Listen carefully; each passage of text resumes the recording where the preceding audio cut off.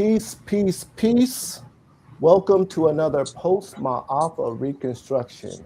My name is Tahuti Forever. I am the architect of MelaNation. We're on here today in order to speak with the family. We do have our special guest speaker, Ms. Joysaphine Waitman-Powell. She's a very influential person in the community. We will be interviewing her exactly at 6:30 during our MelaNomics segment. Ms. Janvier, if you can please introduce yourself.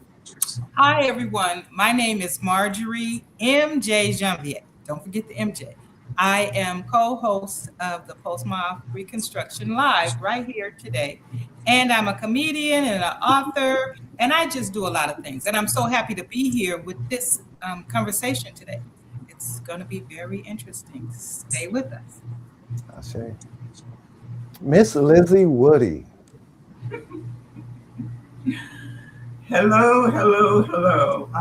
My name is Lizzie Woody. I am the public relations outreach person for MelaNation. And for many years, I've been sharing information to our community, trying to make sure that we know what we're doing so that we can support each other. And welcome to the audience and welcome to our guest speaker. I'm excited.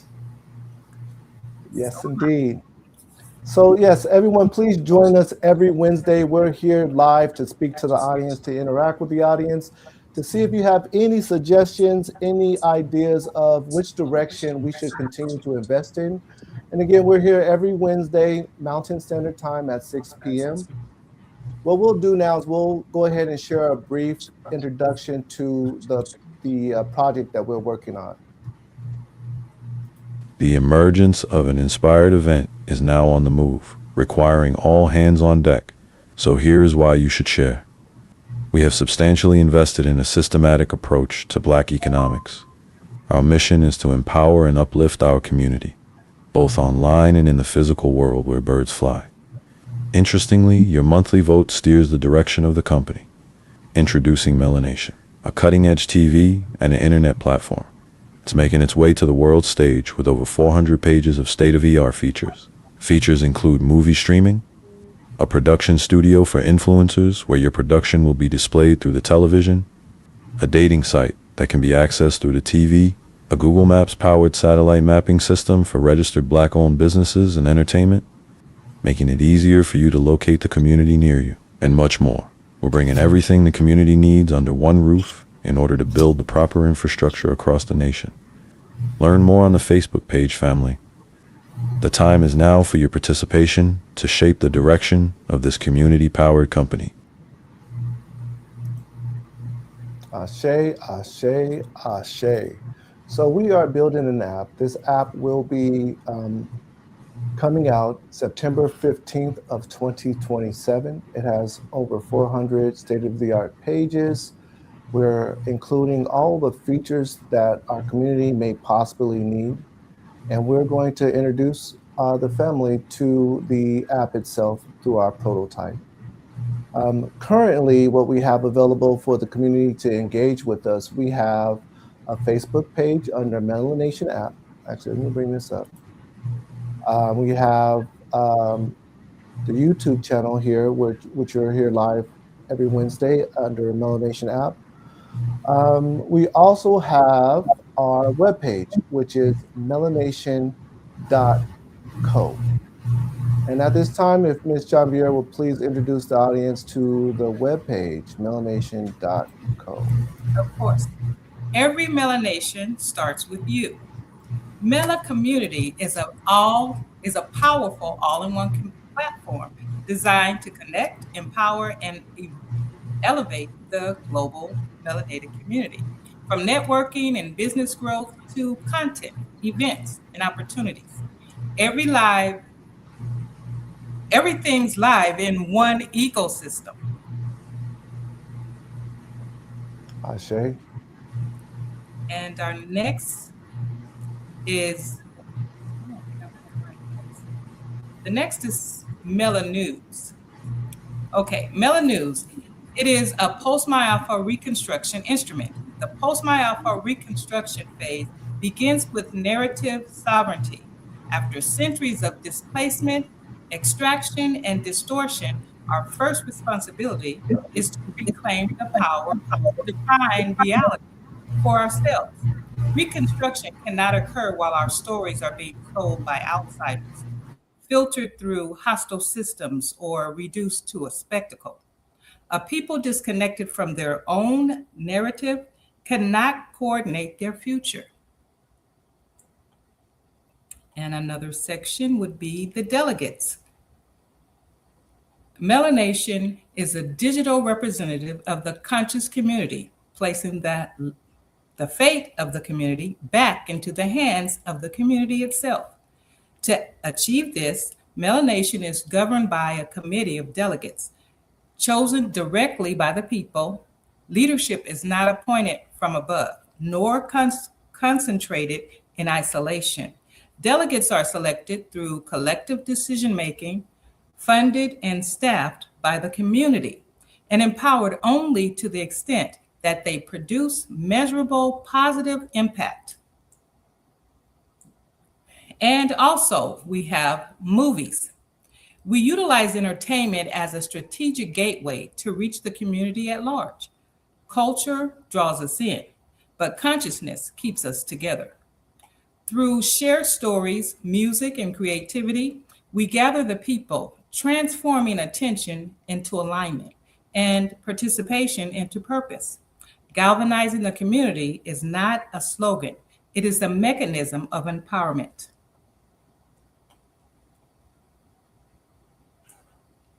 Okay, and those are the sections that we have.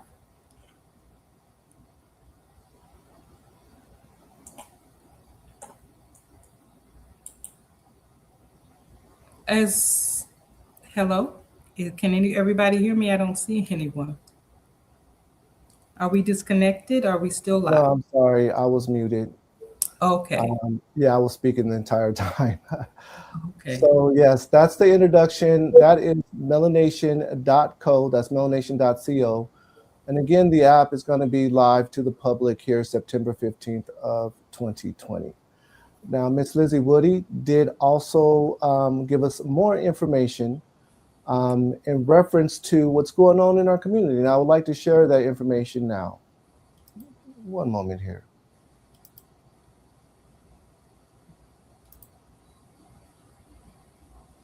Directors for the George Washington Carver Museum and Cultural Center in Phoenix, Arizona. Last week, we celebrated the birth of our namesake, George Washington Carver, on July 12th, 2026. November 21st, 2026 will be our centennial gala.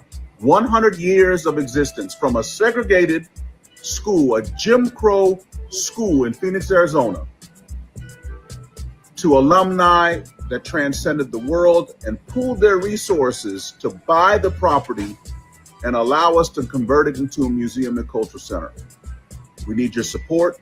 We want you to celebrate with us. We want you to engage in all the festivities that are going to be unleashed on November 21st. It's going to be quite an occasion. Our keynote speaker will be NBA legend Kevin Johnson, a Phoenix Suns superstar. So join us. Go down to the link, purchase a ticket, buy one for your friend, for your auntie, buy one from your uncle, bring the family, and come celebrate with us this great 100-year achievement. Blessings to you. Ashe, ashe, ashe. That's the bicentennial of George Washington Carver. So that's going to be a very beautiful event. Anyone who could make it to that event, you know, I'm sure you're going to gain rewards just by being there. That being said, if you have any questions, if anyone have any questions in reference to the project that we're producing, go ahead and ask any question that you may have. At this point, what I'll do is I will bring on the actual prototype.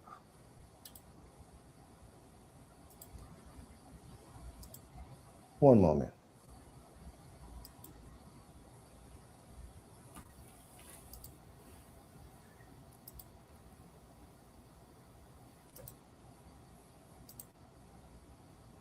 So this is the prototype.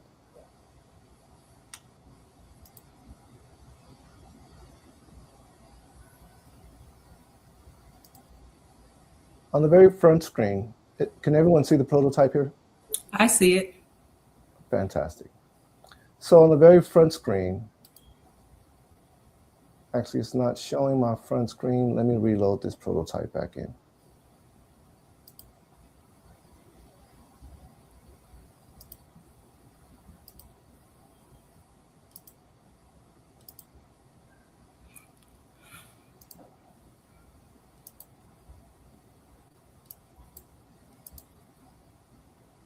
All right. And let's see if that's updated. Perfect.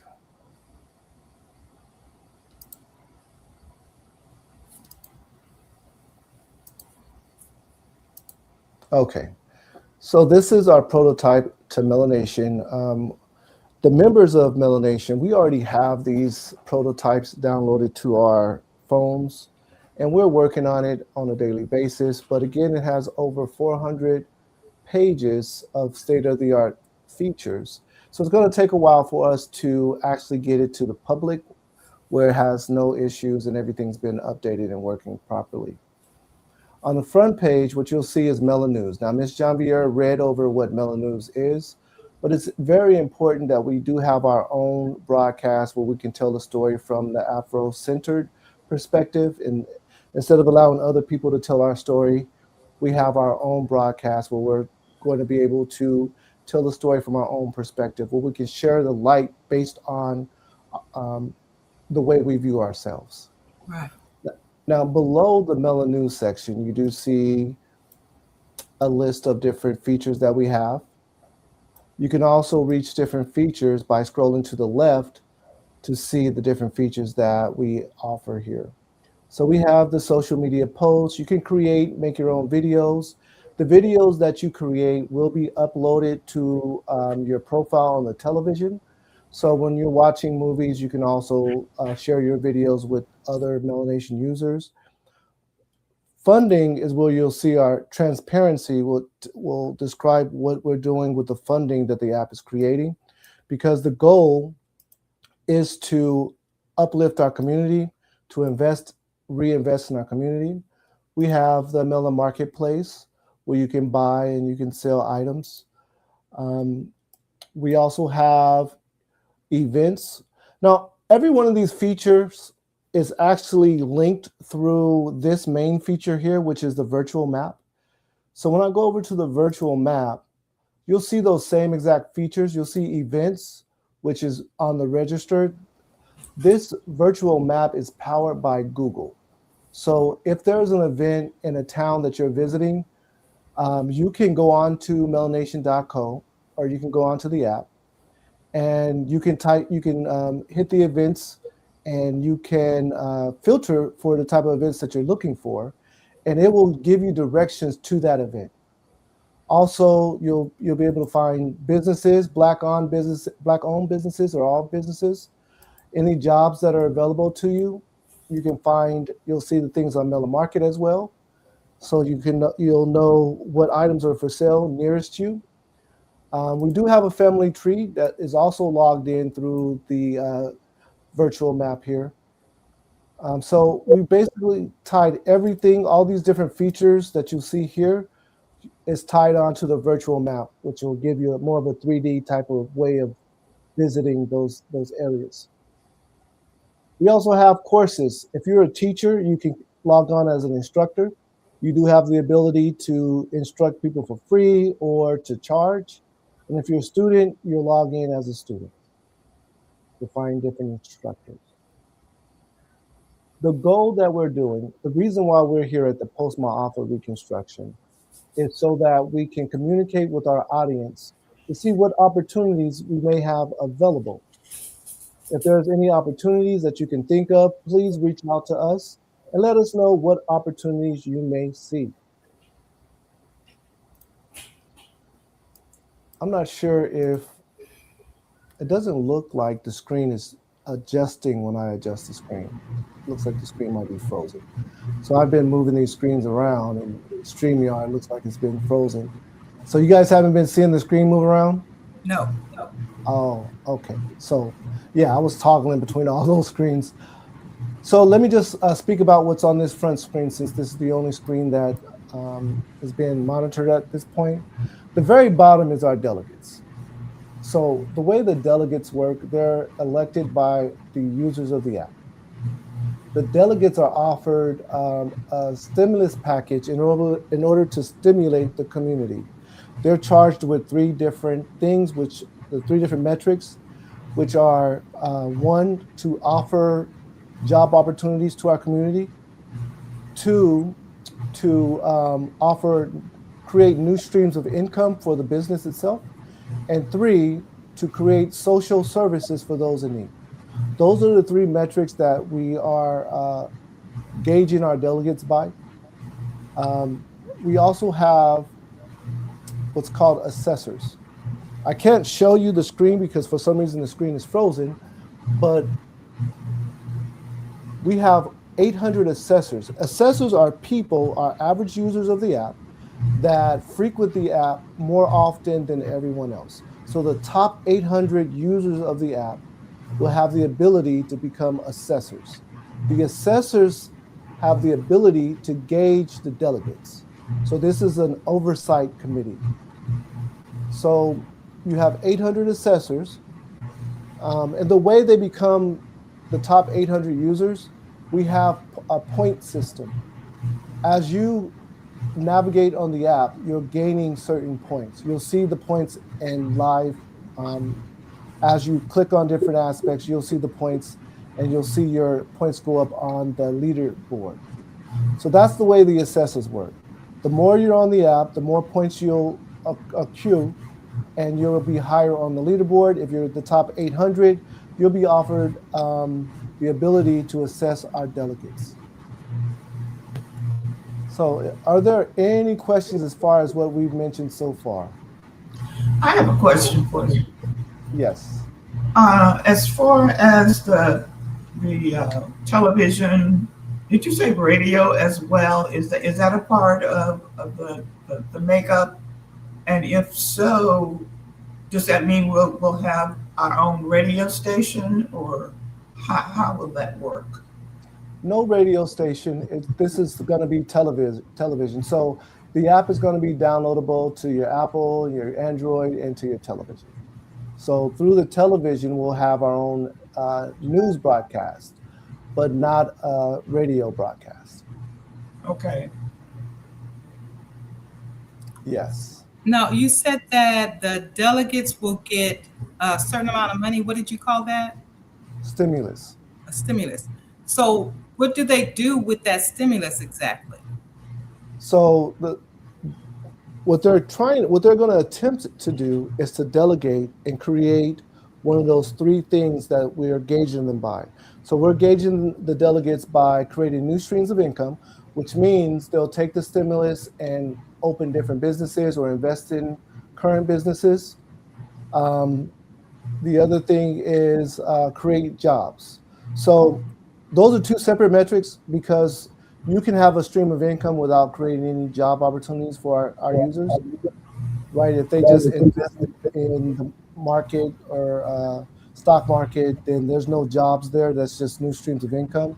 So we separated those two metrics because we want to be able to offer jobs to our community. So they'll have in the funding area, which I'm not able to show for some reason, it's frozen today. But in the funding area, the delegates and everyone who's using the app that's part of the melanated community, because the app is available to everyone. However, we do have a screening process specific for melanated users. That's the leaderboard. There's two different leaderboards. We have the all-encompassing leaderboard, and then we have the leaderboard prime. The leaderboard prime, in order to be on that board, you have to have registered, and you have to have gotten screened. But that board allows you to become a delegate if you're elected, and that board also allows you to become an assessor. If you're not on the Prime board, you don't have those capabilities. So the power of the company will be in the hands of only melanated users, but the company does not discriminate. We do, everyone is welcome onto the platform. Did that answer your question? As far as yeah, that answered it. But I just one more thing that I wanted to ask. So, do these delegates take the money they have to put into projects? Is that part of their pay, or is it just strictly to do the business with? The stimulus itself is not part of their pay. Their pay is going to stem from their portfolio. So we're going to give them the money to invest, and the success of their investment will give them their pay. Oh, okay, that makes sense. Right. So they're creating their own income. That's good. Yes. And so, I'm really excited to see how the family tree is going to be, because you know how they say it's a small world. And so I wonder, is it going to make a circle and just come back to them after it goes through all their relatives and everybody, just circle back to them, you know, to me or you after you put your family tree on there. Yes. Yeah. I didn't really go over the family tree that much, but it's very so. A community starts from home. So we wanted to make sure that we have the resources to strengthen the home. And one of the ways that we decided to do that is by creating the resource so people can build their family tree, get to know who their family is, because a lot of us only see our family doing like something that really tragic happened, a funeral, then the family shows up. And I mean, we do have family reunions from time to time, and we want to invest in those type of things. We want to offer funding for people's family reunions, and that's something we'll definitely do based on the size of their family tree.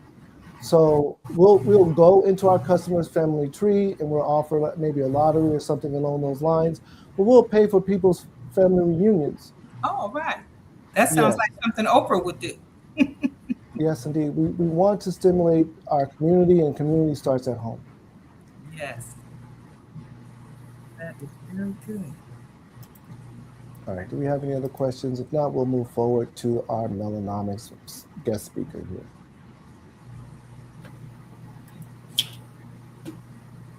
Okay. Oh,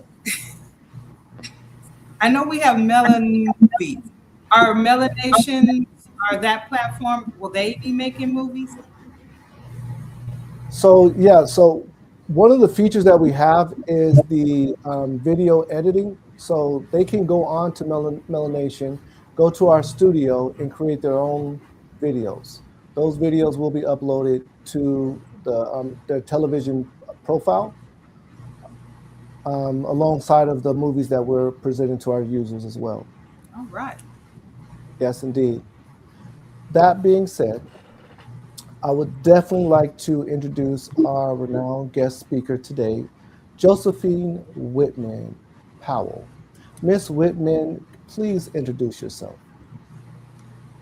Hello, good evening, everyone. My name is Joysaphine Waitman-Powell. I am a commissioner for the city of Peoria and currently running for Peoria City Council to become our first Black elected council member the city has seen since 1886.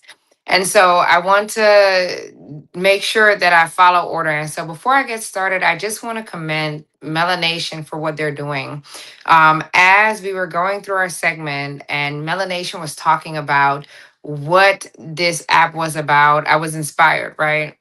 My family, their self, has followed our lineage since the 1800s. I was actually named after one of my ancestors. Joysaphine was named after one of our ancestors that was an entrepreneur. She was a go getter and she did that.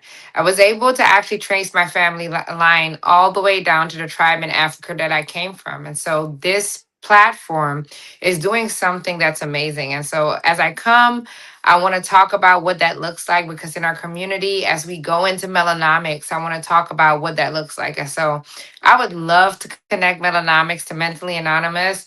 We also have city connections as well as city partnerships. And we do also sponsor family reunions because we believe that is part of mental wellness. We believe that when you know where you come from, when you know who you are, you have a greater sense of purpose. And out of that, we started different initiatives, which were called the Purpose and Power Fund, and different ways for people to connect with self, connect with who they are. And so thank you, my brother. Thank you, Miss Lizzie Woody, for what you all are doing, because in this time, this is what we need. I want to also mention one thing that really stuck with me out of the segment, which was that I believe Mrs. Marjorie said that yes, we are supposed to flow currency close to us. Currency, which is our money, which is our capital, is supposed to flow. And when we flow that currency, when that currency is flowed close to us within community, that means that automatically, you're right, Mrs. Marjorie, we're going to have a return. And so a lot of communities are doing this. We're seeing this in Asian centric communities. We are seeing this in Jewish communities. But within the Black community, we have not capitalized on what it looks like to make sure that currency flows close to us. Usually, and I'll give you a statistic right here, the Black dollar lasts within the Black community less than 20 minutes.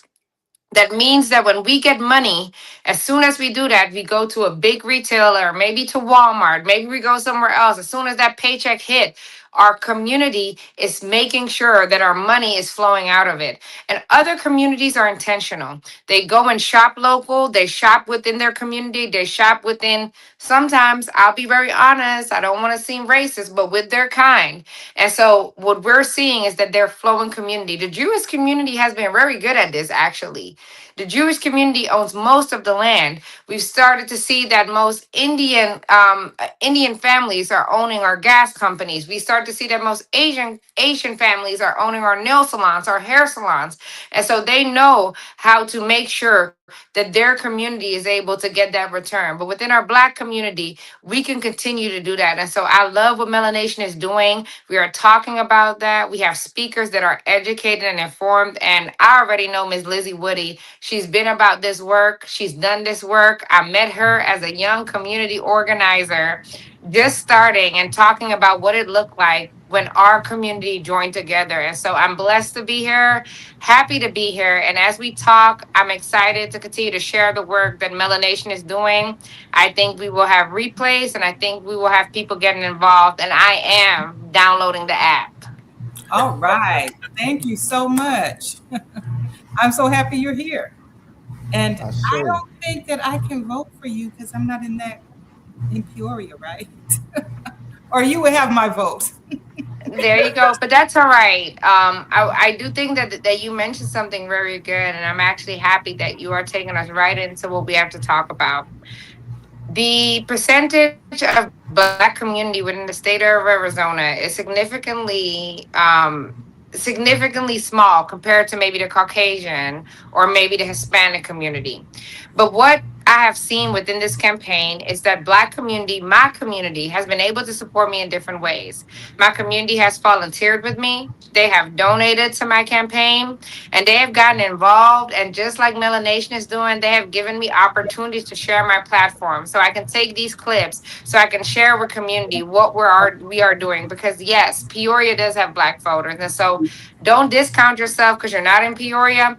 We are helping each other. I believe that it's going to take all of Arizona to elect the first Black council member to the city of Peoria. Yes, I've served. I've been a commissioner and became the first Black commissioner in 2020. I'm right now in my fourth term because there's 2-year terms. But I believe that God has a higher calling right now in this season. And I believe that the city of Peoria this time is ready for its first Black council member. It hasn't been a thing that I've done of the whim. It actually has been a journey. And I feel like my community has pushed me through that. And that was not just community in Peoria. That was community like Mrs. Woody that I engaged with while I was organizing in South Phoenix, where my husband had a church. It's people that I met in Central Phoenix. It's people that I met all the way in Yuma and all the way in Tucson. And so our Black community is joining together to make sure that we are represented all across this state. And that doesn't mean just one place. That means we have to join together to make sure that we're represented in every city. And so thank you for that. Ashe, Ashe. So how did you get into that field where you're running for office? What inspired you to get into that field? That's a good question, brother. So I will start from the beginning. So I was raised in a very militant household. I think that I've faced many things that many families face, and for sure within our community we've seen. And so my father, my mother, they got together. I tell people all the time because I'm not ashamed of it. I was born out of wedlock. It was my parents were not good for each other, but they were good to be our parents and bless this world with us. And so, as I was growing up, I seen a lot of oppression, a lot of trials and tribulation. I was raised by a father that played professional basketball overseas for a long time. He was a 6'9" black man, Jose Waitman.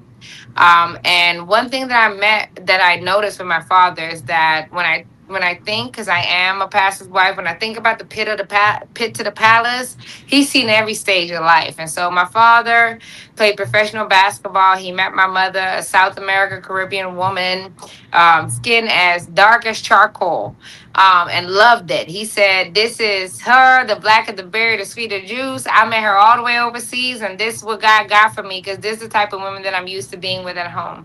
They had us, they decided that they weren't good for each other. And maybe they didn't decide, but I feel like God decided that. And that's okay because I feel like um, I'm a pastor's wife, but I love rap music and I love to minister through that because I feel like out of the concrete grew a rose, and I feel that that's me. And I feel like even though in this moment they weren't good for each other, they really raised three extraordinary people. And I will talk a bit about my brother and my sister as well. And so my father was raised very militant. He was born in the deep South, which is Pensacola, Tallahassee, actually Milton, Florida, 20 minutes from Pensacola, which is just 45 minutes from the border of Alabama.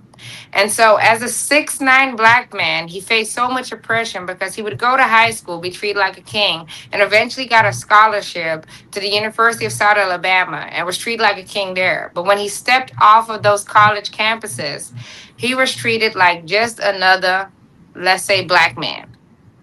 And so Ashe. my father seen oppression in a way that nobody should. He would go, he would have infractions with the law, he would see what that was like. He would say, "I'm a basketball player at USA." And not until he said those magical words, he would see that, oh, their respect would change or he would get there. But he understood because he had seen that growing up. He had seen that with his brothers, my uncles. And so my father actually raised me very strict. Black Panther teachings. I knew the history of the Black Panthers before I got to the age of 11. He was very strict when it came to that. And he wanted to make sure that we knew our history. He wanted to make sure that I could look good when I put a weave on, that I feel confident when I got my fro, that I feel good when I got makeup on, when I don't. And he wanted me to know we that we were black women, and then and a lot of times we would not be seen for who we were, but that I was valued in a place by my dad, a black man, and then now my husband, a black man, now that my father passed away. And so I grew up with a strong sense of understanding what oppression looks like because my dad did raise us out of his trauma. He raised us out of what he had seen. And it was not good. He didn't trust people from a different skin tone. Unless you was melanated, he felt like you didn't understand him, you discriminated against them. For a long time, that's how I lived my life. And he dealt with a lot of trauma. Later on in life, my father did suffer multiple strokes that led him to being on drugs and going down a path that I didn't know my father to be at. But I still seen him as this king that taught me all these great, valuable lessons, that taught me about the Black Panther Party, that taught me about who I was as a Black woman. And it Wow. led me to a career of community organizing. And that's how I became a actual community organizer and nonprofit executive. I went to college. I had an opportunity to go to college on a full ride track scholarship. I attended the first historical Black university in the state of Florida, the Edward Waters University. Before that, before I transferred, I signed to Wiley College, which is a HBCU in Texas. And actually, if you ever watched the movie The Great Debaters, Denzel Washington, which is a great movie that talks about the racism as a college was trying to become part of history. They were debating different Caucasian counterparts. And so, if you haven't seen The Great Debaters, which stars Denzel Washington, I want to make sure that I push you and that I acknowledge the fact that this is a movie that's part of Black history. It's a true story. So, The Great Debaters, Denzel Washington, was filmed at Wiley College. That's where I signed my first track scholarship. And the truth is, I ran track. My dad told me, if you do not find a way to get to college, you won't have a way. It's as simple as that. You will work at Burger King like your cousin is doing. And guess what? I'm 34 years old. My cousin is still working at Burger King. Ain't no shame in that game. But that's since we've been 15, 16 years old.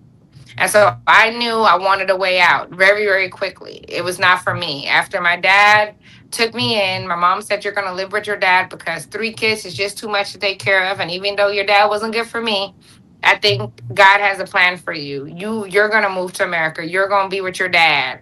And that's where I ended up in the deep south in Milton, Florida. The place with just one high school, no Walmart, and I ended up there being a city girl from the Netherlands, Amsterdam. And if anybody knows anything about Amsterdam, is the city where you got everything. Let's just say that. Okay. And so my father raised me in a very humble structure. I was raised by my grandfather, my dad. We grew up in a shotgun house. A lot of people don't know what a shotgun house is. A shotgun house, you could stand in the front of the house, and you can see the back of the house. And I think until I turned 18, I went to college. I didn't know that I was in lack. I had nailed in bed sheets as curtains. I thought that was completely normal. I had friends over. I thought that was normal because before that, I lived in homeless shelters because of my mom leaving a domestic violence situation. And so I became to have a keen understanding when I went to college and educated myself that I had faced so much opposition that I did was not even aware of. And so that made acting the perfect blend for community organizing. I went to college, post college. I studied communication with an emphasis on public relations, advertising. After college, I did not get a job with Beyonce to make her more famous. I got into sales. Okay. I mean, that was the dream, but it led me to eventually working in a nonprofit space, That's project great. management, going into community organizing. The movies that I saw about what my dad would tell me the Black Panther Party was about, what power building was about, I was in it and it called me. And so eventually I decided to apply to become a commissioner for the city of Peoria. I just moved here. I did not know that community organizing or Peoria did not have their first Black council member. I did not a council member or their first commissioner. I just applied and God found it fit. Eventually I got a call back. I went into the interview and I had this very radical approach about how I was going to talk about redlining, gerrymandering, what I had see. happened. I This was see. 2020, right? Mhm. This was when Black Lives Matters was alive. And I knew that maybe they didn't have people that looked like me. And so when I got on there with almost 60 plus people, police chiefs that lived in the city for 40 years and were talking about their platforms, this was a all encompassing interview. Everybody was on. So you heard everybody before you had to get on. And so I said, maybe I should change it. This is not, ain't nobody that look like me. Maybe I should change it. They won't understand. And God said, no, you don't change a thing. And so I got on there. I spoke about the gerrymandering. I spoke about what happened in St. Louis in the 1960s, how they were planning and zoning, and when they found out too many Black families moved into a neighborhood, they would change the zoning. So exclusionary zoning was still happening to this day, even though it was illegal. And there was only one spot. And out of all those people, I got a call back because I believe obedience is better than sacrifice. And so since 2020, I've served as a planning and zoning commissioner. Since then, I've served in every body elected office. I was the first woman in three decades to chair planning and zoning again. And yes, being the only woman that looked like me, being the youngest commissioner, being the only Black commissioner. And now God told me it's time to go further to advocate for our community. So here I am. Long story, but if you want the story, I'm going to give you the story. And that's Yes, the yes, real. indeed. That was the story. We definitely appreciate that. And that's the reason why we ask, because people are going to want to know the truth. We're going to want to know the intimate details about how you became where you are, and you gave everything that we asked for. And a Wow. lot of us, a lot of us have a lot of similar stories, so we can now relate to you on a deeper level. We definitely appreciate that. That's true. Oh, absolutely. Wow. I'm just amazed. And I'm glad that you shared that with us because, those are some of the things that we want to reinforce to the community because, Right.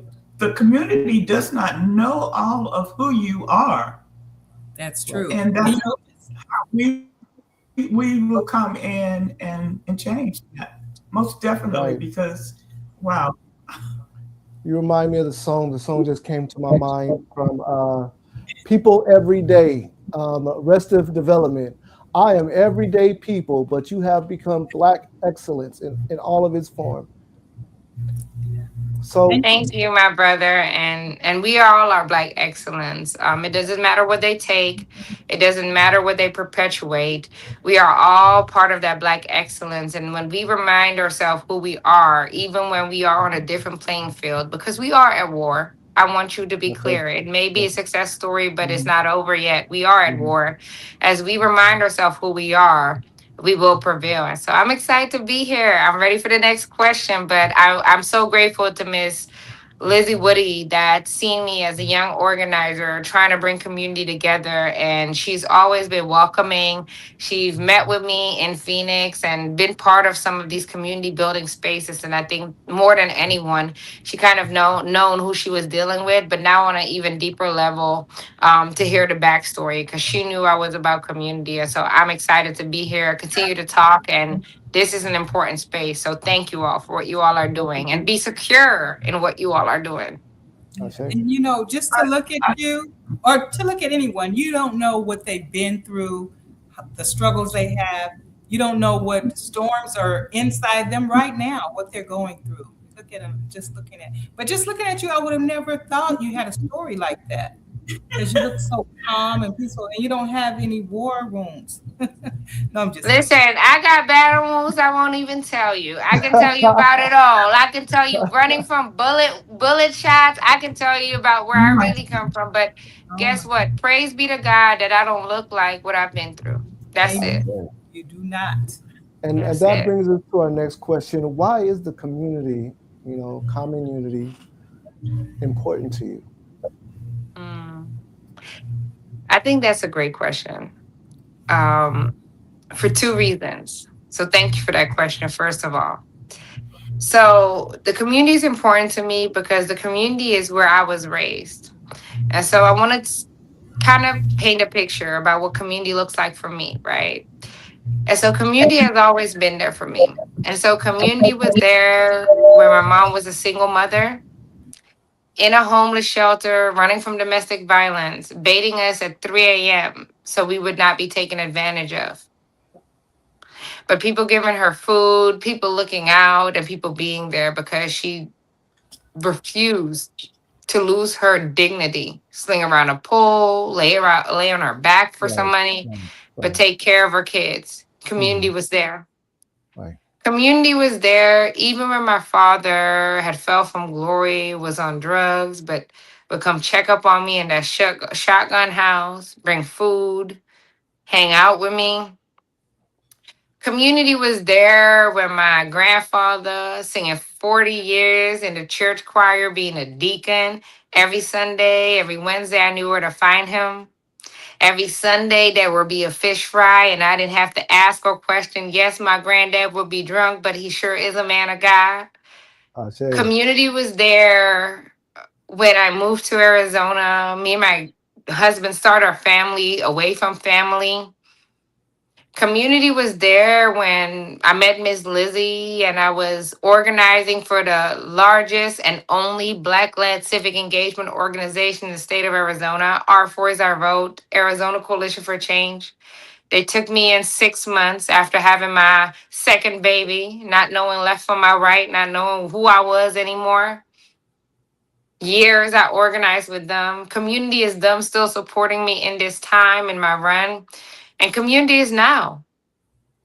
You all uplifting me in this time that I'm running, my community saying, we're going to get you on a podcast. We're going to be here. And so I can get emotional talking about community. I'll be very honest with you, brother. But community is always there.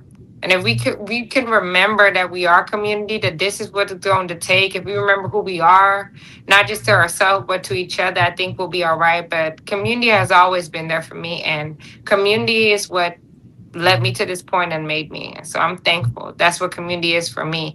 It's helping each other. It's lifting each other up when we don't have. It's being there in the good, the bad, the ugly. It's my neighbor who may not be black, but she Puerto Rican, so almost there. When I come off a long day of doing what I'm doing, oh, you didn't cook yet, honey, and coming out with a pot full of chicken, enough to feed a family of four. And saying, I cook for you because I know you're going hard, baby. I want you to make it to office. That's community to me. Us looking out for each other, every melanated tone, because yeah, she got that melanin in her skin too. Maybe not as much as us, but she do. And so that's what community is for me. And I'm thankful for community. It's my church family. It's the people that see me when I can't see myself. And it's more about when I'm down than when I'm up. Because when you're up, sometimes people don't see community, but it's the time that you're down that people can really see who is there, who is not, and how community lifts you. And I'm thankful for my community every day. And my wish is for me to see them in every season of life. And that's something I've been practicing very intentionally. Ashe, Ashe, Ashe. Thank you for that. So I'm not big informed on politics. So I don't really know what your position entails that you're running for. I don't know what abilities you'll have if you gain that position. Can you speak a little bit towards that? Yeah, absolutely. So let's start here. Currently, I'm a commissioner for the city of Peoria, and I appreciate that question because I think that in transparency, you're being so good because I think a lot of people don't know. They just yeah, oh that's cool, but they don't know. And so thank you for that question, brother. In all actuality, commissioner for the city of Peoria. I've been that since 2020. And so, commissioner is not an elected office, it's an appointed office. So, mayor and city council has appointed me to be a commissioner over planning and zoning. And by the grace of God, I've been able to withstand two administrations. You know, a lot of times people understand when you're appointed, any administration could wipe you out and say, let's wipe the slate. We Right. do not want to. But I believe that God has been able to sustain me 4 terms in the city of Peoria as the first Black elected, like Black appointed. We get into elected. Thank you, God. Speak those things that are not so they shall be. Ashe, Ashe. First appointed Black appointed commissioner in 2020. And so planning and zoning is very simple. I would really admonish some of our followers to go to whitehouse.gov. In the 1960s, like I said, there was exclusionary zoning. Zoning is the following thing, and planning is the following things. We plan and we build the entirety of the cities. We allow businesses to come in, we accept their permits, and we move forward. And so, when you were talking about getting businesses going, that's what I'm working on right now. I'm building a coalition of minority businesses that are able to come into the city of Peoria. They should have an opportunity to. They should be protected in that moment and they should be able to thrive. That's what it's about, prospering the Pine District. We're tired. I'm gonna be honest with you. I'm tired. It may look good, but this dress from Goodwill, I'm tired. Okay. And I like to be real because I believe real ministry in a real way. And that's part of me just being a pastor's wife, understanding we have to meet people where they are. But also, I have to meet people where I am. And the truth is, I'm sick and tired of my people struggling. Why every time that the bills come, the mortgage, the rent, we have to be late? Why every time it's time to fill up that gas tank, I'm still scraping together dollars, and I'm in office. Why every time it's time to pay for my kids to go and have their childcare, it's too much, and I can't do it all. And so the truth is, planning and zoning deals with economic development in a way that people do not understand. We approve business licenses, we approve permits, but we plan for the future of the city. I mean, I tell people I've did the silliest stuff. I have allowed marijuana delivery on our grounds. That's how deep it gets with planning and zoning. I seen that black and brown youth were getting pulled over, getting more DUIs than anything. And I said, well, why can't we just get delivered? So when they brought it Right. in front of me, so guess who was the lead commissioner that allowed for marijuana delivery in our city? After 2020, it was legal in our state, but the city of Peoria still criminalized it in so many ways. So now you can deliver it. Now you ain't got to drive because, yeah, any police officer can stake out at a dispensary and say, hey, if you run a light, I know you're going to be high. It takes 30 days for that to get out of your system. So I know I'm going to get a DUI. That's easy. But we have to create opportunities. Other things that I've done is help businesses, minority businesses, get their permits so that they can be part of the local economy here in the city of Peoria. We are planning and zoning commissioners. We plan the future of the city, and we make sure that we recommend the permits to city council. And so everything you see, most of the new development you see, I've been a part of. I've accepted barbecue places. I'm trying to get a hookah lounge over here in Peoria. I'm trying to make it something that the people want to live in, the young people want to be in. And so that's what we do. But local economy is one of the most crucial things that decide whether a family is able to thrive or not. If you do not have things near where you live, you're going to travel, you're going to spend money, and it's going to hurt families. And so I want currency, like Miss Marjorie said, to flow nearby. And that's what I'm working on. Ashe, ashe, ashe. So what about the policies? I'm sorry. Go ahead, Miss Lizzie. Okay, what is the as far as the Black population in Peoria? What does that look like?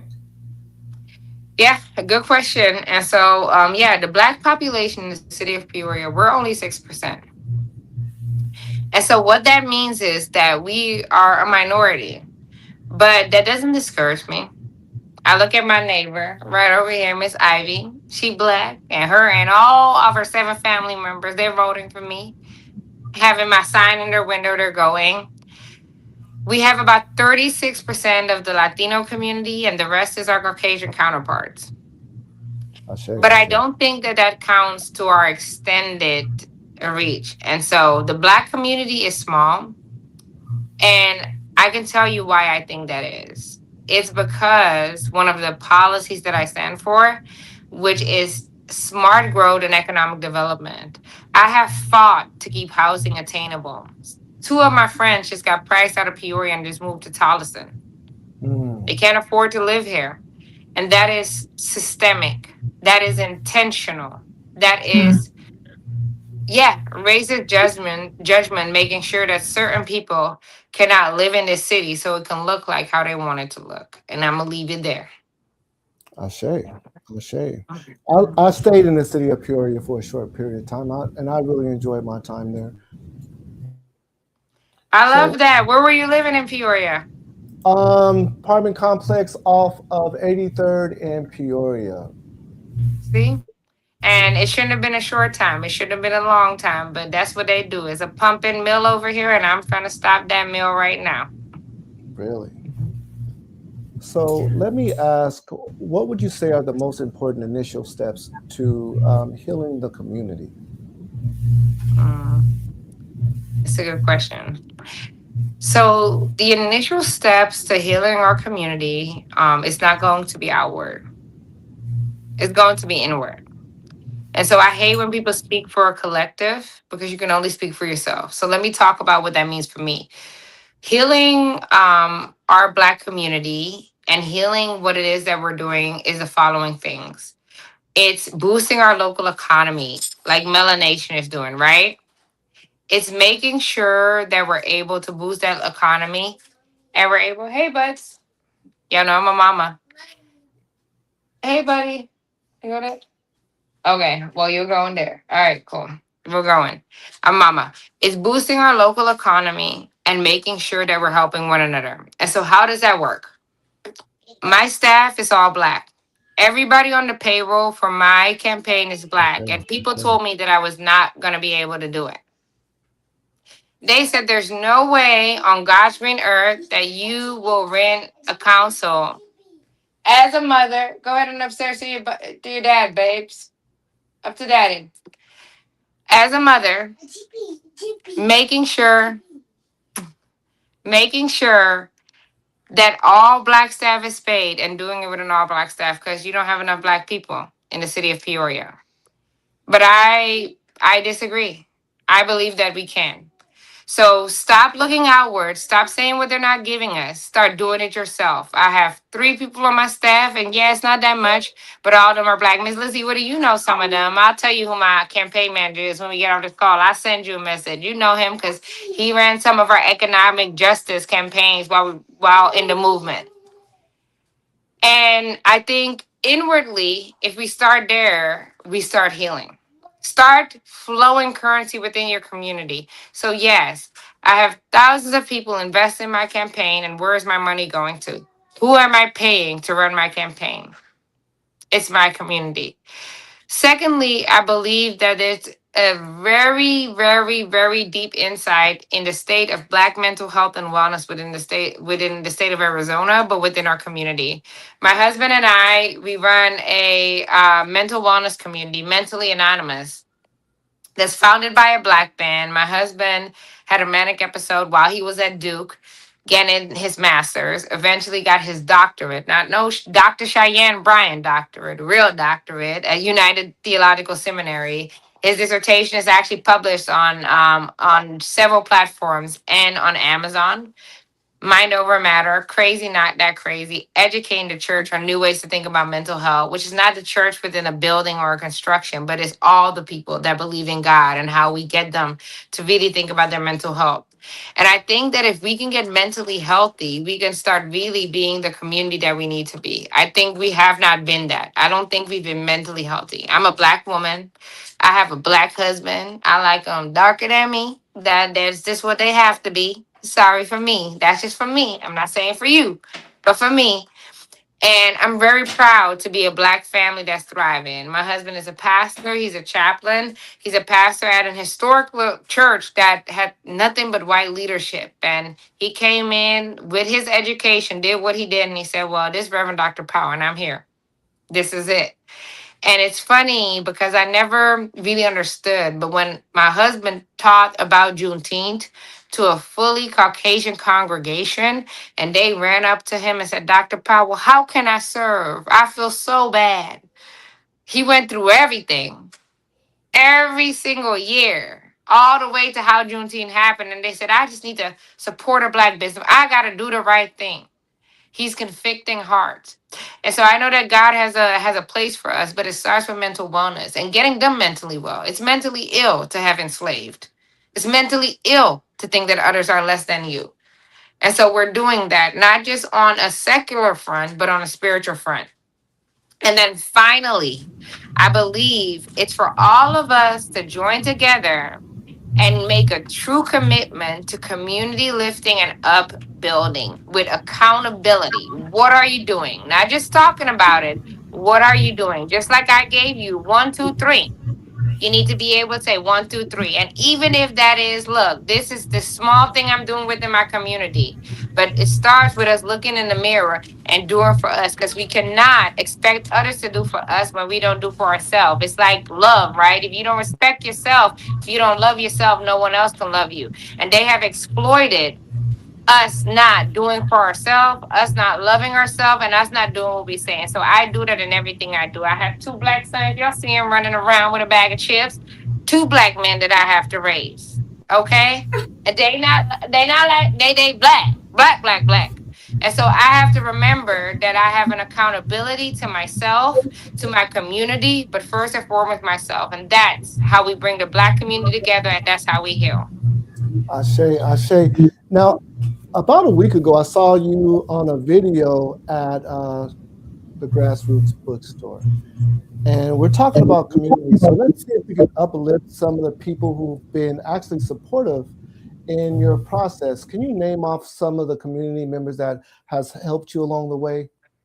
Yes. Oh, that's such a good question. That made me excited. That made me excited. So let me start and do the thing. I'm a church girl, so I'm a follow protocol.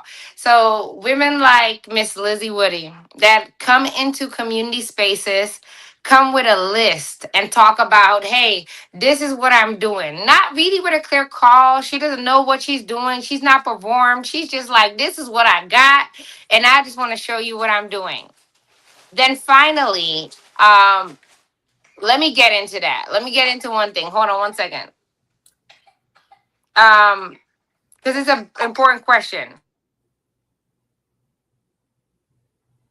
Okay, I tell my boys to go. I got two little rambunctious black boys that love it. Drink some water, Buck, and go and get up to your dad and close my door. Thank you. I'm sorry, y'all. They weren't, but when I say real ministry in a real way, this is the real. This is the real me.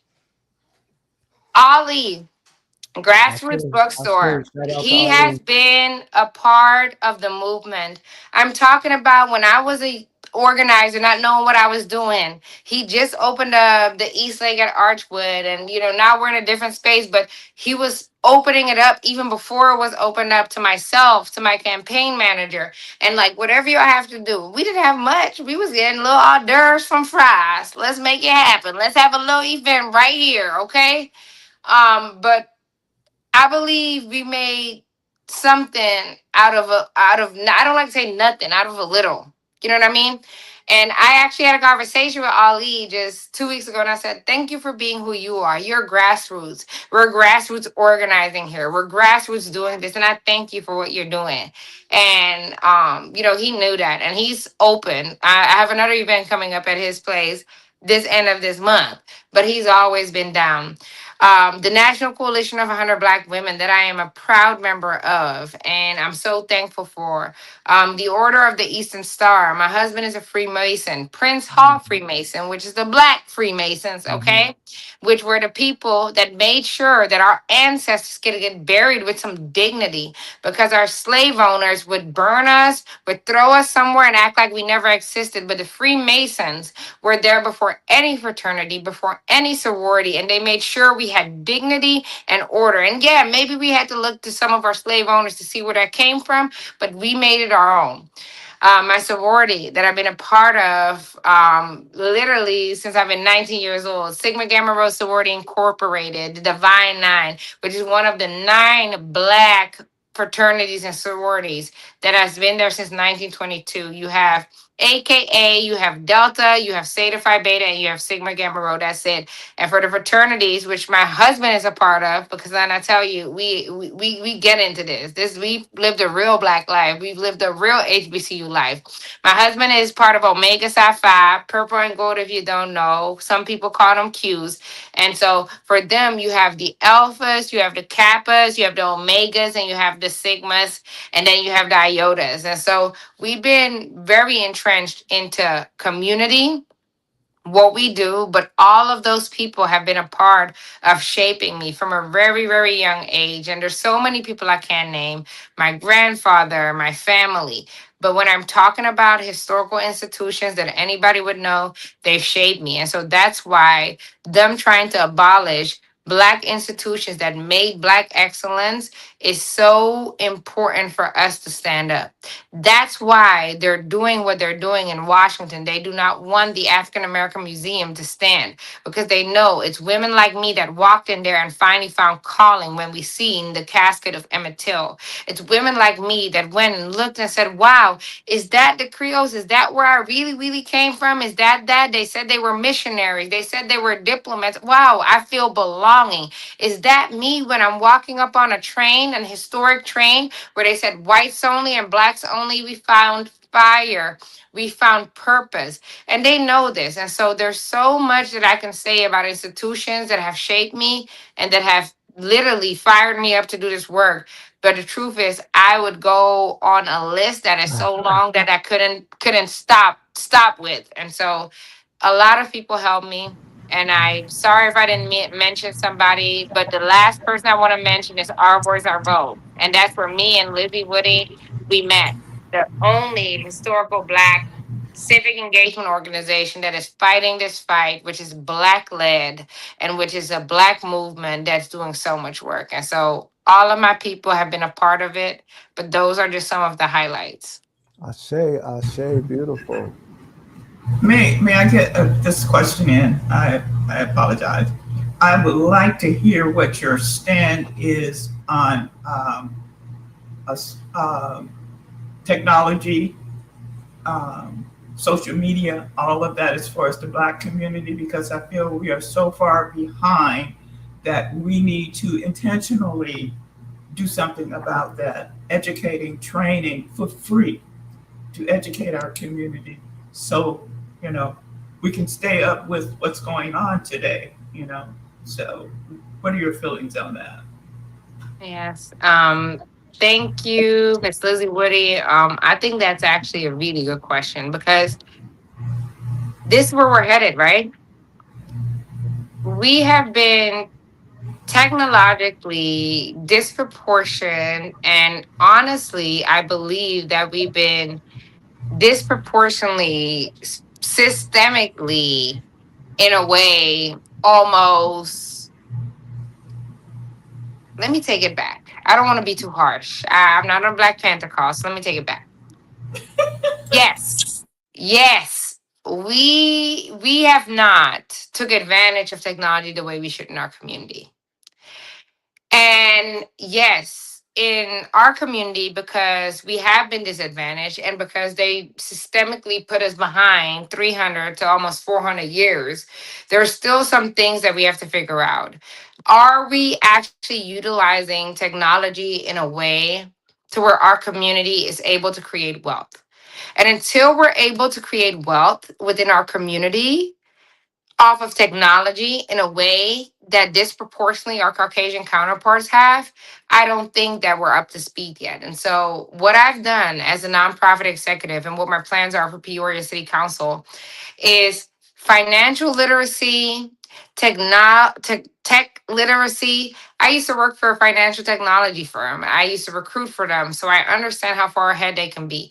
Tech literacy is a thing, and I think that we should have these programs and partnerships in place so that we can educate our community and actually create an advantage within our community to see if we are able to galvanize people around that and if we're able to make sure that we're able to see a return. I think it's all about a return. We don't need to be learning a lot of different programs and not seeing return. What I want to see is my people being able to use technology and be able to turn it into profit. And are we behind? Yes, we are. Because if not, the Black dollar would be worth more than it is now. And if we were, then we would have a lot more Black entrepreneurs. And in this moment, we have not. You all with MelaNation are using technology in a way to spread knowledge, to do what we have to do. But we need to have more people doing that. And so if places such as yourself, if people such as me, people that are public officials are able to put these programs into place, then we should be able, what I like to call, I'm from the hood, flip that and make sure that we have technology and we're able to see a return when we're using it. So I appreciate that question. Thank you. Thank you. Ashe, Ashe. Thank you So, for that question. what lessons have you learned while serving the community? Mm, that's good. I learned a valuable lesson this week. I really did. I really did. I will tell you about all the lessons, but that would be too long. That'd be a laundry list of things. I learn something all the time.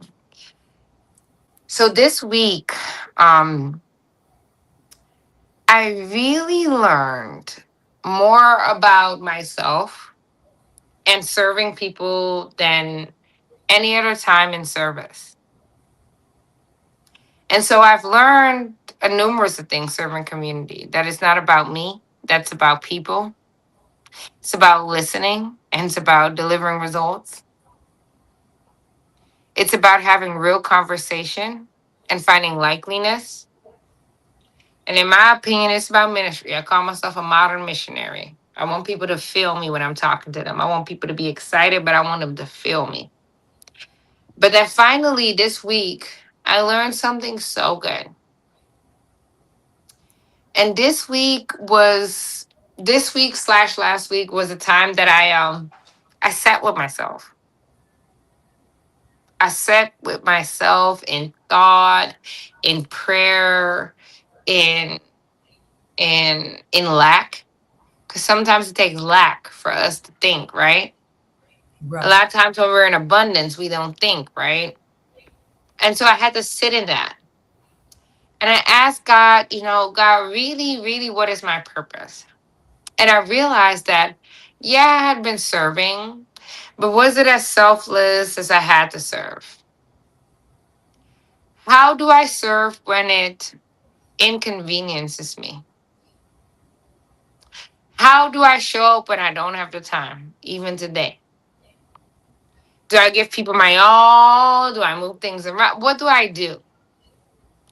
And so this season, what community has taught me is that community deserves leaders that don't put themselves first, that put themselves last.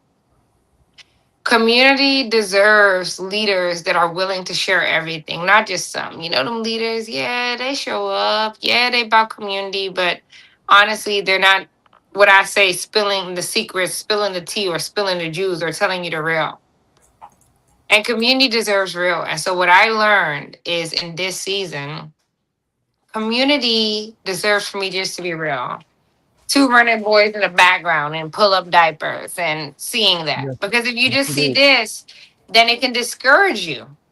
It Mhm. will discourage other women. They like, she's in there with a makeup face on, with a little dress on. No matter, it's from Goodwill, but sometimes perception can sway people. Right. Community deserves realness. Community deserves vulnerability. And that's what it has shown me. If I want to serve, I must be selfless. And in that selflessness, I must be real. And in that realness, I must be willing to expose. And if I expose, then I can help. And it's not about me. If it's not about me, then I'm not scared about embarrassment. I'm not scared about how I'm looked at. I'm not scared about what it look like. Yeah, would I love my boy stuff? Saint be upstairs? No, but he is. He's 2 years old and he's running around over here. Right, And right. that's all right because Yes, there's indeed. other women that need to see that and see me doing this despite that and not be discouraged. Okay. So Okay. community taught me to be selfless, truthfully, and real. That's good. Yeah, So, what are the things that you lean on? What keeps you going through adversity? it's good. So I'm gonna just be very real with you all. Come here, Saint. Give mommy a hug. This little boy, all in this little stuff, he keeps me going. All right, now go upstairs to your daddy. Grab your game. But truthfully, my faith. These little kids, go ahead and go to daddy. Thanks. My faith. I I say. need God because there's times that bring me down to my knees. And if you don't know your left from your right, there's a door here. When you don't know that, you have to lean on something that's bigger than you. And so, one thing I've been very intentional about is teaching young girls faith. Because if you don't have nothing, those days that have you just drop down to your knees, sobbing, crying, you don't know your left from your right. You need to believe in something bigger than you. And Right. so God is my shield. He is my strength. He is real. And I know, yeah, the Bible did tell me so, but the truth, He is real. Right. And if I didn't have God, I don't know how I would have overcame a lot of my things. And so I inspire young leaders. I was speaking at Peoria High School. Seek a relationship, a very intimate relationship with God. Because if you don't seek that, nothing that you do will be able to prosper. And I challenge myself every day because it's not perfect every day. Sometimes I forsake Him. Sometimes I'm so busy I forget. But He pulls me back. He holds me accountable. And so my faith is something I can't let go. He's brought me out of some dark places. And Right. I want people to hold on to that. Your faith will keep you there. That's true. Yeah. Hope is our anchor. Amen. Ashe, ashe, ashe. Ms. Janvier, you look like you had something that you want to offer. I forgot that quick. I forgot. Okay. So how do you define success? Y'all getting deep, huh? We going Yes, deep, indeed. deep, deep. I love it. I love it. And I'm so thankful for Miss Lizzie because I feel like she's the connector. And I think even she leading me here, you know, she is great at what she does marketing. And so I'm excited. And I'm so thankful for being a conduit to this for our community. Success. I would not be able to define success because success looks different for everyone. Mhm. If I was able to define success for myself, it's peace. Ashe. At peace with how I'm serving, at peace with how God is using me, at peace with whatever life brings, good, bad, or indifferent, and in peace with how I have to show up. And I think that that's success for me. If I can be there in all things, because you know, sometimes we're not at peace. We're not at peace. I mean, be real. Right. We're not Right. always at peace. Sometimes we're not. But if I can be there, then that would be success to me. Ashe. And we know a lot of people are not at peace because some people can't even go to sleep at night and get some rest. Just rest. Yeah, I like the fact that you started off saying that success is different for everyone, and that is the truest statement. And you landed by saying, whatever makes you at peace is success. And I agree with that sentiment because if you're at peace, that means that you found that fulfillment, right? And that's a synonym for success, being fulfilled. So You know, let what, me what, just, I'm sorry. Go on. no, go ahead, Miss Lizzie. Okay, thank you. You are success for me today because this is reality. This is something real that has been a dream of mine for a long time. To get someone like you to listen and hear and understand where we are coming from because you live it. Thank you. I just want to say thank you. And I look forward to collaborating and working with you because there's so much more. Thank you. Ashe, Ashe. You're about to make me cry, Miss Lizzie, because I'm here with you. And I feel you. But maybe I'm with you. Yeah. No, I'm with you. And this is not the end. This is just the start of something that's going to be greater. And so I'm thanking God for how He's using all of us in this moment. And I'm so excited about this interview. This is great. There's definitely a lot of work to do, and there's a season for everything, right? We're still in the initial season when it comes to melanation.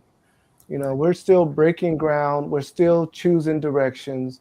And when you look at most major successful companies, you'll see they started off as something different. Their initial idea about the company was not the same idea that made them successful. That's So we're right. still in those initial phases, but what we're founded on is community, right? And there we do have a lot of successful entrepreneurs, Black-owned businesses, leadership, people who are in office. We have those in place already, and we have more joining every day. My position as an architect is to come up with the means to galvanize that energy, because I believe that is what's lacking. We're not lacking in funding. We spend $2 trillion a year. We're not lacking in businesses. We have so many businesses out there successful. We're not lacking in leadership, right? It's just the common unity, bringing the together under one roof. And we bring so many people on here, and they've been doing the work. So many people have been doing the work. We have so many stories, and they're all very powerful. It's just, can we move together in unison? What does that take? What do you think? What does it take to bring our people together in unison? That's so good. Oof. I'm gonna take us back to something we spoke about, right? It's us coming to terms with our true self. It's us saying we have not done that well as a community. We've seen other communities flow their currency. We have not done that. It's us taking accountability in how we're going to move forward. Right. It's us realizing instead of pointing out where there's actually some work we have to do first here. Yeah, they doing some stuff to us too. But what we doing to us? Hmm. Can't talk to you if you about to take a run to Walmart right now. Ashe? I mean, we got to shop Walmart, but have you looked at the other options? Just an analogy, just an example. I get Because it. you got to get your groceries. I get it. We Not they got to don't. patronize our own people. Yes, and so how are we holding ourselves accountable to the movement we're trying to build? I think we've tirelessly marched, we've protested, we've did all this stuff. But I feel like it's been so outwardly asking them to give us some that they don't want to give us. Well, I feel That like, we don't even give ourselves it. They right. they look you like that's what let me talk to my ladies right here. Yeah. You disrespect yourself and you ask a man to respect you. You know what I mean? Like they they can see it all on you. Like, man, okay, sure. You got to but you don't even. And that's how our black communities. This is an analogy of the black woman. And Yeah. this is what has been portrayed for them to follow in the media and everywhere we look. Young people are falling into the trap that they're setting for them Exactly. because they don't And have that support at home, but they need some place to get that kind of support. That's something that we should be big on, like the Boys and Girls Club and things like that. yeah, yes. And we do need more community programs. And as a nonprofit executive, I've been dedicated to that, even within my platform, right? We need immediate relief while we work on a long-term solution. Right. And so, what are our immediate steps? Like, what can we do? Just the four of us right now on this call. Hey, we can make commitment to building together. We don't know what it is yet, but we make a commitment. We want to work on something together for our community, right? Yes. I've been there. That's why I be at grassroots. I be building with my people. I'm always there on a business meeting, Oh, always doing some grassroots work. But I think that is it. I'm sick of crying and begging them. I'm sick of asking them. I'm telling you, I've been dual citizens. I've been to Europe. I've been to America, and all everywhere is the same thing, and all over the world they doing us the same way. Let me just tell you this. So it's time for us to not just take accountability, but take responsibility. I'm ready to get up out of here. I'm ready to get myself together. I'm ready for my people to prosper. I'm ready to prosper. I'm tired of it. I'm tired. So I think it's going to take for us to get tired. I think it's going to take for us to be worn out after every election, every government, and finally say, ain't nobody coming to save us. What we going to do? And that's what happened when we started a revolution. Nobody was coming to save us, and that's when we broke free. And so it's time to Ashe. take them shackles off. It's time Ashe. to stop waiting on the slave owner to give us some. It's open the time to door. stop waiting for them to give us what we want. It's time for us to say, are we going to run free? Are we going to do something? Because they have showed us, perpetuated through history, it's not. And so, yes, I'm running for council in a majority white area. But I understand that I may be the closest person of us to it. I'm the first black commissioner, so I might be the person that has to run. I'm not scared to Ashe. get my Harriet Tubman on. Mhm. Harriet Tubman was a Sinai. Me and my husband been up in the church already. But that's what I'm saying. That's what's going to take. And I think that people don't understand that that's what's going to take. Period. Ashe, Ashe. We don't need permission either, and we To don't need apologize. permission to do that. That's No right. need to mention. Ashe. So we are towards the end of our broadcast. The last thing that we generally do is ask our guest speaker to speak to our audience. Yes. If you can speak to our audience in reference to what's on your heart or give them some advice, and please let them know again what office you're currently running for. Gotcha. Thank you so much, MelaNation, for this enlightening, this inspiring time. As I feel like I inspire, you all fired me up and you all inspired me. And so, to our audience, I want to thank you for looking and being part of this. If you are here live, if you are watching this replay, because I know that people will watch this replay. I will be sharing this. I want you to know that we are on a movement to better. And so my name is Joysaphine Waitman-Powell, candidate for Peoria City Council. I'm the first appointed Black Commissioner for the City of Peoria. Since 2020, I have served now, going into my first term, 4 terms. And right now I'm running to be the first Black elected council member for the City of Peoria since 1886. I believe in this year of our Lord 2026 that we're going to make it happen. We are going to make national history because we are going to be the first. And I just want to thank this community of MelaNation for doing that. And so my call to you is if you are watching this, if you are watching this live, if you are resharing this and watching this later, I want you to reshare this. I want you to reflect on this. And I want to ask yourself, what can I do today? What did this stream inspire me to do today? And after that, and finally, I want you to make sure that you are downloading the MelaNation app and subscribing to this channel because they're doing an amazing work right here in Arizona, all over our nation, and they're making sure it's streamed. They said that the revolution would not be televised, but guess what? This revolution is televised. And so you Okay. better stay tuned in. Beautiful. Miss Lizzie Woody, if you can please do your closeout.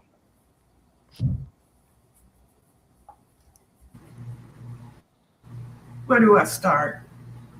I want to say to Tahuti, you and I were on the same wavelength because I started promoting um, Joysaphine, and the next thing I'm hearing is she's our guest.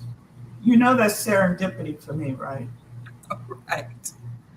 Thank you both. Thank you both. I think this is the beginning of something big. And as she said, community, you're vital. It's important that you follow through on when you hear it again, hear what she said. We have to work together. We have to be on the same page. And I am just so elated tonight. I really am. Thank you. Ashe, Ashe, Ashe. Miss Jean-Pierre. Well, through this conversation, I've been wanting to ask Joysaphine, where is the church? The church is everywhere. Let's just say that because I'm sick of people saying it's one building. But where me and my husband are, we're at First Presbyterian Church of Peoria.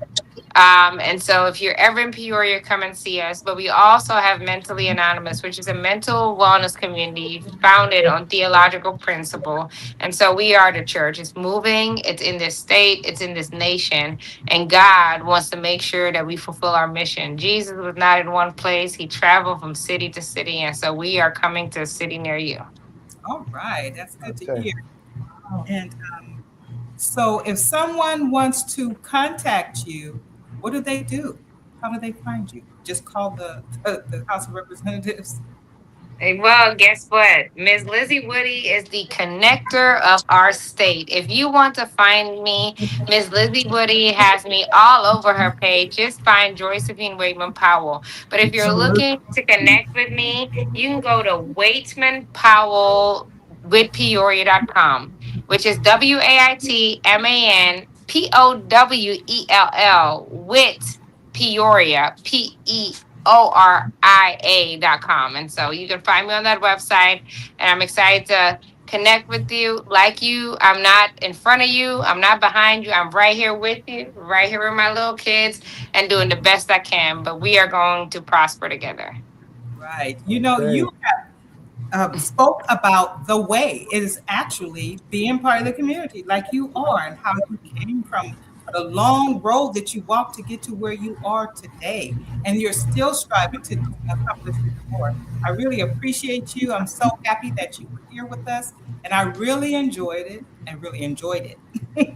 And I enjoyed our conversation, and hearing all the things that you had to talk about was really, I was elated. So I want to thank you for everything that you told us, and we're looking forward to growing with you, as well as MelaNation growing too, Absolutely. all over the Absolutely. world. I'm just so happy. I can't tell. I mean, I'm just so overjoyed for you were such a great guest. I mean, I don't know. You kind of left me a little speechless, and that's difficult for me. I always have something to say. Ashe. And I want to piggyback on those sentiments.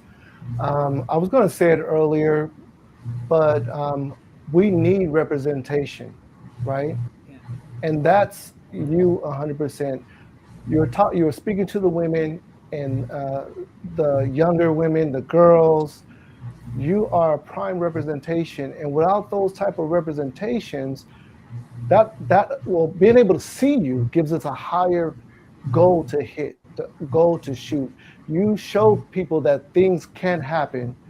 They can become like you, or like an accolade of you, right? So thank you again for coming. You're definitely welcome back on anytime, and we're going to continue to promote you and what we all stand for as a community.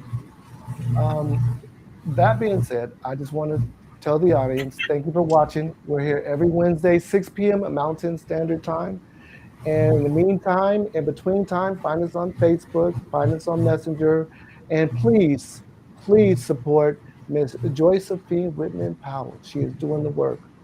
Ashe, Especially if you're in Peoria, go out and vote. Ashe, Thank Ashe. you all. May God give you all back everything you all poured out. Thank you, MelaNation. I know that this platform is going to reach not just our entire state, our entire nation, and will become international.